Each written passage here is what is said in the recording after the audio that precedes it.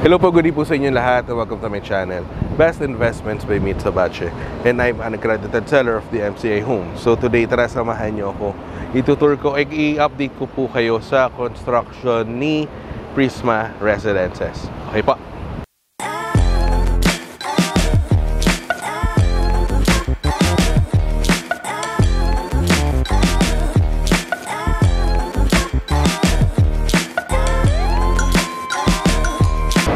Hello, so kamusta po kayo? So, right now, nandito ulit ako kay Prisma Residences.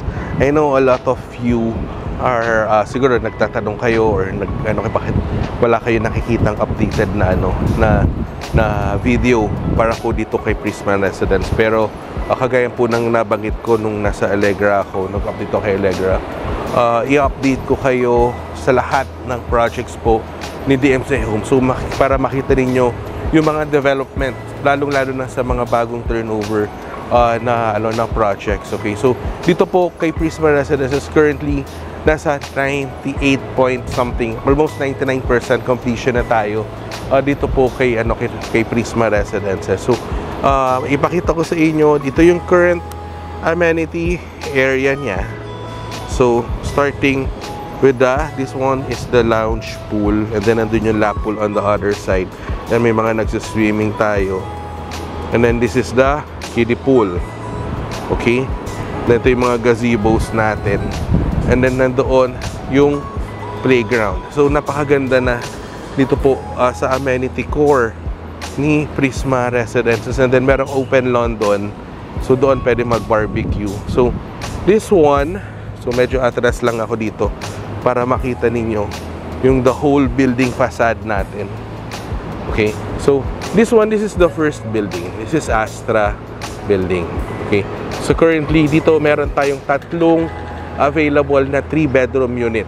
Okay, so for those who are interested, nandiyan yung number ko. You may contact me anytime if you want to view the actual 3-bedroom unit. Okay, and then the second one, this one is the Celeste building. So dito wala nang available na 3-bedroom, pero I think may available pa na 2-bedroom and 1-bedroom dito. So ito maganda, yung back unit niyan, that's facing Ortigas. Okay? And then dito, yung units dito sa likod, ito yung facing Antipolo Mountains. Okay, and then the third building, ayan. So halos na rin, complete yung finish na si Kiran building. So I think may possibility to na magkaroon tayo ng early turnover for this project. Kasi yung pinaka last building, tapos na eh. Actually, tapos na eh. Wala nang mga harang eh. Finish na lang yung mga interior niyan. Diba? So, just like what happened in Lumiere Residences way back 2017. Nag-schedule, ang original turnover date was supposed to be 2018, October 2018. Pero, biglang nag-schedule ng early turnover ng October 2017. So, I hope, diba, magkatotoo yung sinabi ko para at least for those who invested with Kiran building earlier, pwede na mag-avail ng turnover. Sana, kung possible, na kung magkakaroon man ng early turnover. Okay? So, yun po. So, that wraps up. So, that concludes my tour. Okay? And here, I may update here in Prisma Residences. So, may mga available units pa tayo on all three buildings, okay? Pero dito po sa first building kay Astra, very limited na lang, especially doon yung 3-bedroom unit, 3 open lang po yun. Yun yung pinaka mabilis na nakukuha parati on any DMCA project. Okay, so again, if you want to know more about this project, nandiyan yung mga contact numbers ko po.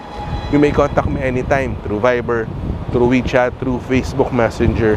And also, we can schedule an online presentation or site viewing for those who are based here locally. Dun sa mga kabayan natin na based abroad dyan, pwede po tayong mag-schedule na online presentation via Zoom. Because majority of my client base are based abroad.